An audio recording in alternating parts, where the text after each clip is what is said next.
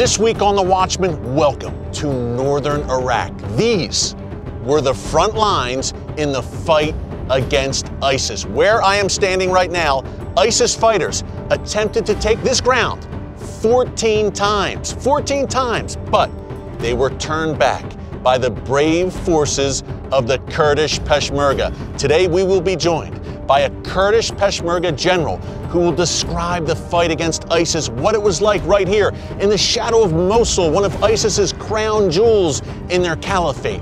And then we head to Iraq's border with Turkey to get the inside story on the Turkish tyrant who has dangerous plans for the Middle East. It's all this week, only right here on The Watchman.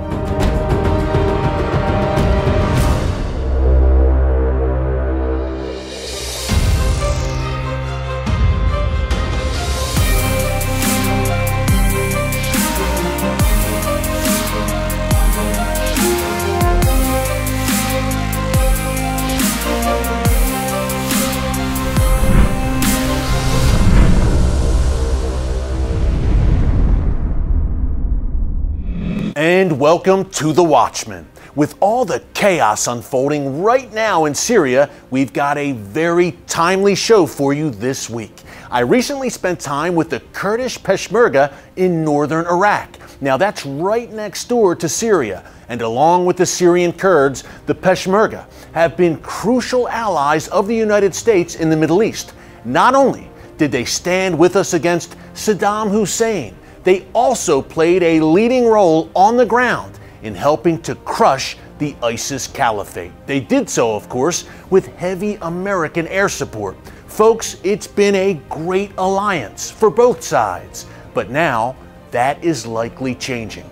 Following President Trump's recent announcement that U.S. troops would be pulling back from their positions in Syria, the forces of Turkish tyrant Recep Tayyip Erdogan invaded northeastern Syria. It's a region that's home to large Kurdish and Christian populations. Erdogan said the operation would target a Kurdish terrorist faction there called the PKK. Yet Turkey's invasion has gone far beyond that. Erdogan has targeted the same Kurdish forces that had fought bravely alongside the United States in the battle against ISIS. Countless people, including Christians, have been displaced as reports of atrocities committed by Turkey and its jihadist allies on the ground continue to emerge. Now, events in Syria are developing by the day, but a few things are already very clear. Number one, Turkey, led by Recep Erdogan, a radical Islamist in the Muslim Brotherhood mold, has been empowered. Number two, Russia and the regime of Syrian dictator Bashar al-Assad have also been empowered.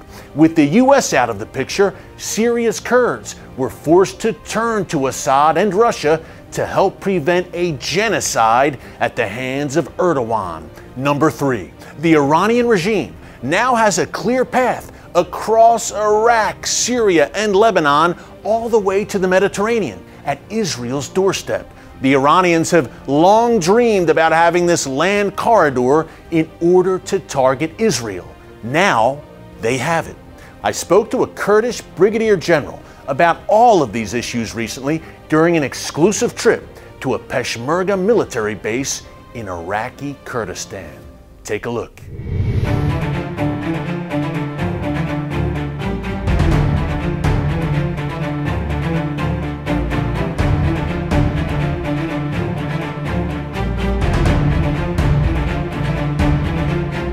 General, thank you so much for having us here on the base. It's an honor to be with you today. We are very happy to have you guys here. Thank you so much. You live in a very dangerous neighborhood. Kurdistan is bordered by Iran, Turkey, Syria, the Iraqi federal government. Can you talk about how the Peshmerga are really the first line of defense, not only for the Middle East, but for the world against these radical forces that surround you? So first, when ISIS attacked this region, Kurdistan President Masoud Barzani made the decision to fight against them, stating that these forces were radical and terrorists, and that we should defeat them. Peshmerga were really the very first troops that fought ISIS, and defeated ISIS. My brigade was the first brigade who got in war against ISIS. In time, the entire brigades of Peshmerga in this region got into war with ISIS. We defeated ISIS with very low equipment and military capabilities. When ISIS took over Mosul and other territories of Iraq, they took a large amount of the weapons that were provided to the Iraqi army by the Americans. They got all these amazing American weapons, and they used them against the Kurds, against Peshmerga. And we were really with low equipment, fighting this terrorist group. Even with all these problems, we defeated them. And then after that, the Iraqi Shia militias came and took the territories we had liberated. They came after us. They didn't fight for it. They just took it from us. But now we have this new threat rising, and you talked about it, the Iranian regime and its militias here, its Shia militias. Talk about how Iran is such a grave danger to the region and to Kurdistan. We believe the Iranian militia Shia threat is no less than ISIS. They are almost the same, and we are always ready to defeat them, as we defeated ISIS. But we just need more support from the coalition and the Americans to do that. I believe 75% of the Iraqi authority is under the control of Iran. They are totally in charge. Even the Prime Minister cannot make decisions without the approval of the Iranian General Qasem Soleimani. How can we find peace and stability in such a country when the entire authority is in the control of another country? All these Shia militias are receiving orders from the Iranian Revolutionary Guard. There is no peace and stability in this country when they get their orders from another country. So any American weapons or support should not go through Baghdad, they should go directly to Kurdistan. All U.S. military support and weapons should go directly to Kurdistan. For example, thousands of tanks and Humvees were provided by the Americans to Iraq. None of them were given to the Peshmerga. No one knows what happened to them. There should be direct contact between the United States and the Kurdish authorities here. The situation will get worse if there is no support for the Kurds. In Syria, the Kurds defeated ISIS. The Syrian army couldn't. In Iraq, Peshmerga defeated ISIS, while the entire brigades of the Iraqi army was defeated in only 24 hours in one-third of the country. General, do you see the possibility of a strategic partnership with Israel? It seems that Israel and Kurdistan share, obviously, a common enemy in Iran and the radical forces in the region. We see Israel as a great supporter of us. For the Kurds, it was the only nation that supported us in the referendum in 2017. We will always see them as a great supporter for us.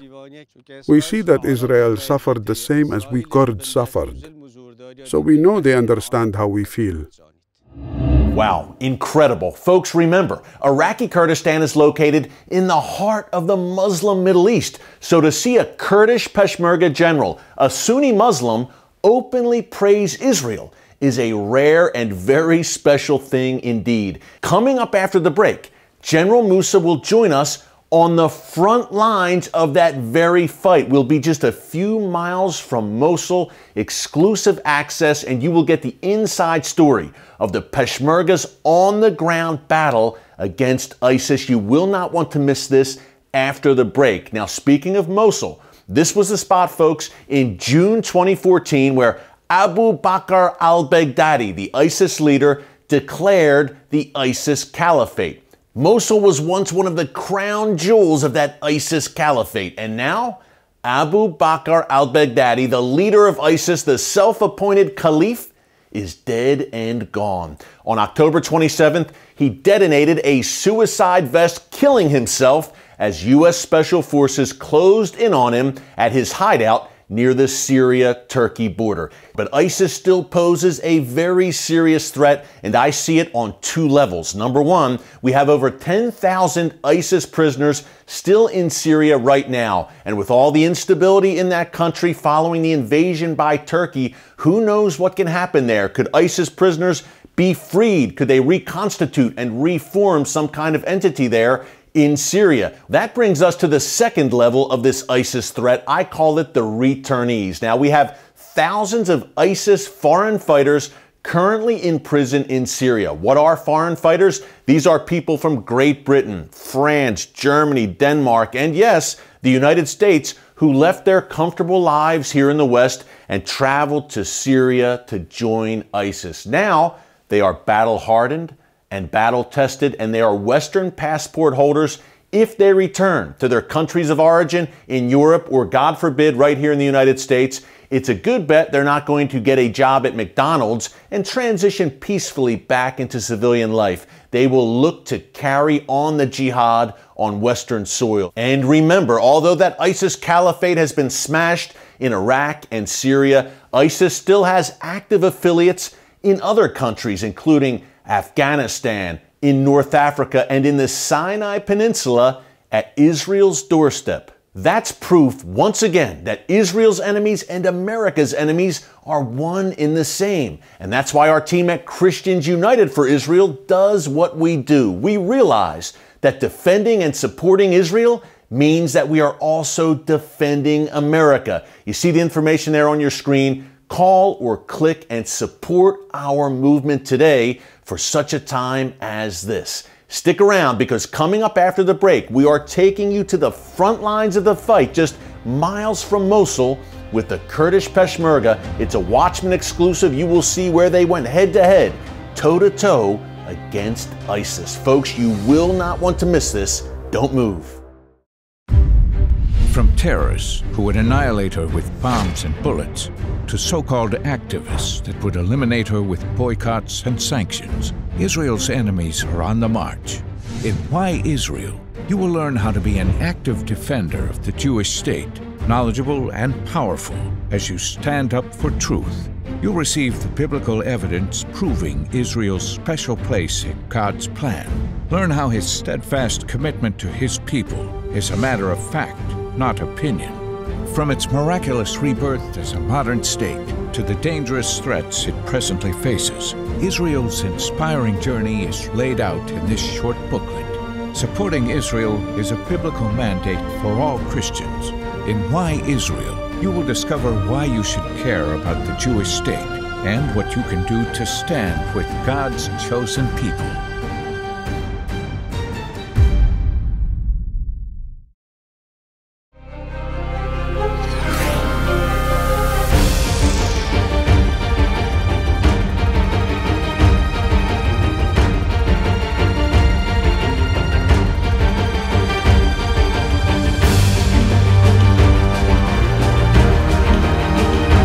We are here with General Musa of the Peshmerga, and we are on the front lines, quite literally. This was the front line between the Peshmerga and ISIS. Battles with ISIS occurred right where I am sitting. Not only that, today it is still a front line between the Peshmerga and Iranian-sponsored Iraqi Shia militias. So we substituted ISIS for these Iranian proxies, these Shia militias, and the Peshmerga are all that's holding these barbarians back. General Musa, tell us first of all, set the scene for us during the battle against ISIS. This was literally the front line where we're sitting right now. Talk about the battles against ISIS that went on in this region. In only 5 to 6 months, ISIS tried to take this village 14 times. Every time they were heavily attacking this village. But thankfully, every single time they tried, they failed. We defeated them every time. They left a lot of their dead bodies here in this territory.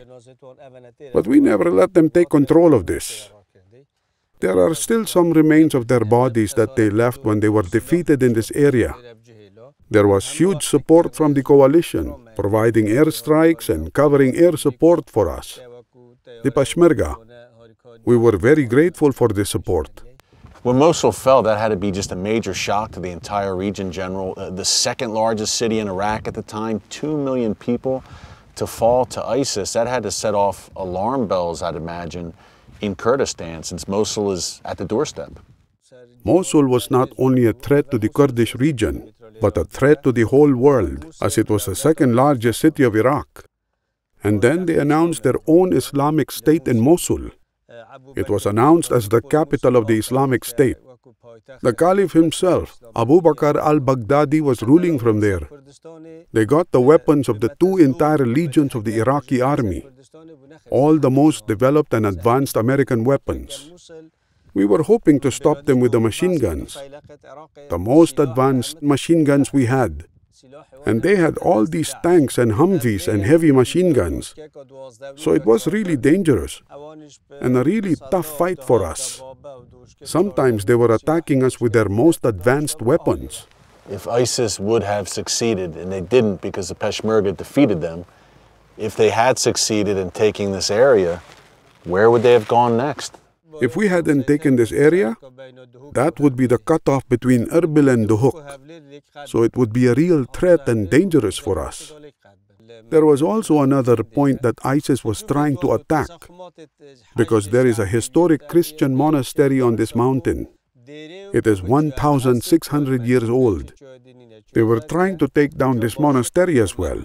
Now ISIS is in shambles, defeated here, but these Iraqi Shia militias. General, if you can, tell us more about the threat posed by these Iranian-sponsored, key point there, Iraqi Shia militias. The front line, you still have the front line. The front line hasn't gone away because you just have a new danger in the form of these Shia militias. There is no difference. The only difference between ISIS and the Shia militia front lines is there is no shootings. Otherwise, we are holding the lines as before. They are now holding the ISIS lines. We were holding the ground until October 16, 2017. Then the Iranian-backed Shia militias attacked this area, and they came back to the same ISIS lines with the support of Iran. As I mentioned before, these Shia militias formed under the name of Shia militias, but they're the same as Iranian Revolutionary Guards. And as long as there is Iranian influence in Iraq, the situation will go on. Thanks again to General Musa and the Kurdish Peshmerga for being such gracious hosts and for granting us exclusive access to some very precarious places. Folks, keep the Peshmerga in your prayers. They are on the front lines and fighting the good fight in the belly of the beast. Well, up next, we head north of Mosul to Iraq's border with Turkey to learn why Turkish strongman Recep Erdogan is a growing problem for the Middle East and for the West. Stick around. With over 7 million members, Christians United for Israel is America's largest pro-Israel organization. And for Zion's sake, we will not keep silent. We are educating and empowering millions of Americans to stand with Israel, our greatest ally in the Middle East. The United States and Israel not only share common enemies, we also share common values. At QAEDA, we're speaking with one unified voice to strengthen the indispensable U.S.-Israel alliance. We're fighting against the rising tide of anti-Semitism and making an impact for Israel in communities, the media, on campus, and in our nation's capital. And we need your help.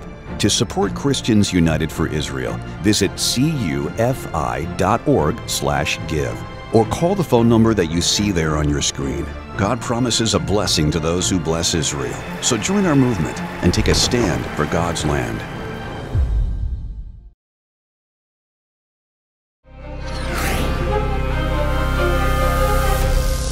Welcome back to The Watchman. Since 1952, Turkey has been a member of NATO, along with the United States and European nations. Yet under the rule of Islamist strongman Recep Tayyip Erdogan, Turkey has gone from NATO ally to something more like NINO, NATO in name only. We headed to Iraq's border with Turkey to hear from our good friend Dalton Thomas about why you should be concerned about the rise of Erdogan.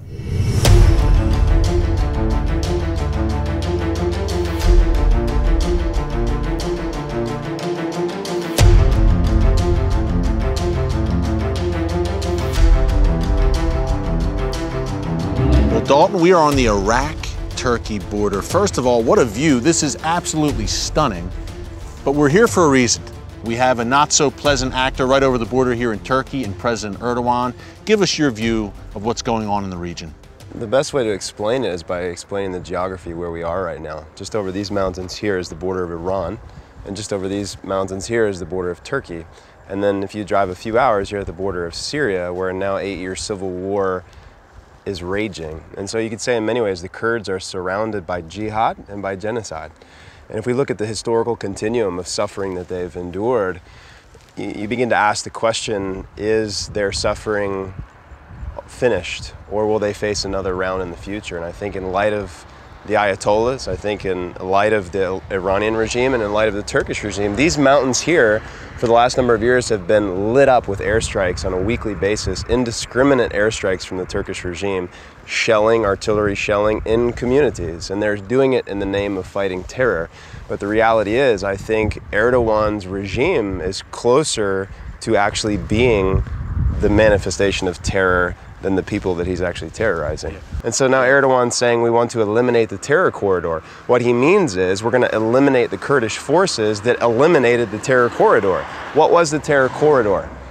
It was the Islamic State. It was ISIS. The Caliphate. Yeah. And who aided and embedded and allowed their open border to sustain and nurture the Islamic State for the duration of its existence? And then the Kurds... Turkey did. There was a free flow of foreign fighters from Europe, even the United States, transiting through Turkey into Syria and Iraq to join and fight with ISIS. Tens of thousands. And Erdogan looked the other way. The Turks looked the other way. Absolutely. Tens of thousands of foreign fighters poured into Iraq and Syria. How'd they get in? They got in through Turkey. The wounded were brought out through Turkey. Funds were brought in through Turkey. Arms were brought in through Turkey. Turkey meddled with opposition forces that were trying to stem the flow of it, and Turkey got in the way of it. In many ways, Turkey was one of the greatest champions of the Islamic State, yet they're a member of NATO. And you have the Kurdish forces that actually eliminated the territorial caliphate, and now Erdogan is attacking the forces that eliminated ISIS, which means it's pretty clear what's happening right now. He's viciously anti-Israel, not very fond of the West either. Tell us more about Erdogan and why he is such a dangerous player here in the region. There's a lot of reasons why he's a dangerous player, but he believes that he has this prophetic role to play as the leader, as the restorer of the caliphate. The Ottoman Empire. What we need to understand is that the caliphate, the Islamic empire that existed for over a millennium, was dismantled at the end of World War I. And he believes that it's the restoration of that empire. So even when he talks about Kurdistan, he's speaking about the territorial boundaries of the Ottoman Empire, of the Caliphate, and he believes it's his role to restore it to the glory days. And so people at home understand, Turkey was the base, the headquarters of that Ottoman Empire, and Erdogan, it seems, Dalton, sees himself as the modern day, as you said, the modern day caliph or leader of what he believes will be a new caliphate. Yeah, absolutely. And he's driven by the same, let's say, genocidal tendencies and ambitions as many before him, like Saddam Hussein. Now, Saddam Hussein committed genocide against the Kurds here. Approximately somewhere between 150 to 180,000 people were systematically targeted, ethnically cleansed, terrorized, killed, massacred, thrown into graves alive, chemical attacks. I mean, this was a decade-long systematic campaign to annihilate the Kurdish people that it can only, the only thing close to it is the kind of things that the Jewish people themselves have experienced, which is why there's this similar experience of the Jewish people and the Kurdish people. The genocides of the past point to the potential of a genocide in the future if we don't wake up and see what's actually happening and what's on the line, because looking ahead and looking what's happening in these here mountains, there's some dark, heavy days coming, and I don't think the Western world is aware of it. From the Iraq-Turkey border, folks, beautiful scenery here, but danger lurks beyond these mountains. My final thoughts coming up from here in northern Iraq after the break. Don't move. Education without a moral compass is this. This too is part of education. And so we must make sure that we begin the educational process with a moral compass. Join Holocaust survivor and historian Irving Roth on a once-in-a-lifetime remembrance tour through Poland. His story of loss, survival, and hope will bring the pages of history to life as you walk through the streets of the infamous Warsaw Ghetto, the silent barracks of Nazi death camps like the one where Irving slept at Auschwitz, and the memorials to the heroes who risked their lives to rescue their Jewish neighbors from Hitler's evil plan. You'll be inspired and challenged to put your faith into action. Take advantage of this rare opportunity to walk with and learn from Irving Roth as he takes you on a journey of his memories of life before, during, and after the Holocaust. To register for this historic trip to Poland with KUFI and Irving Roth, go to the KUFI website and sign up today.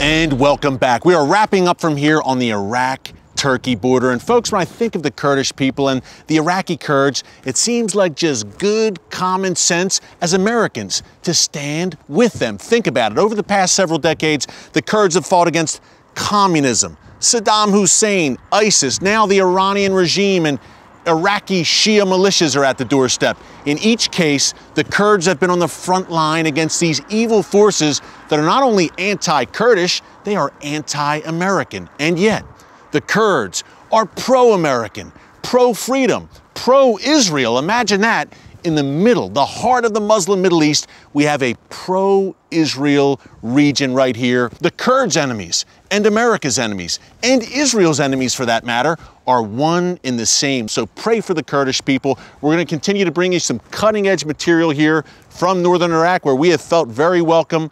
Good people here, freedom-loving people here. We need to stand with them for such a time as this, as the barbarians are not just at the gates, they're inside the gates. And the Iraqi Kurds need our help. They need our prayers. So, thanks for joining us today from the Iraq-Turkey border. Much more coming up from this pivotal region. Until next time, God bless you. And remember, never hold your peace.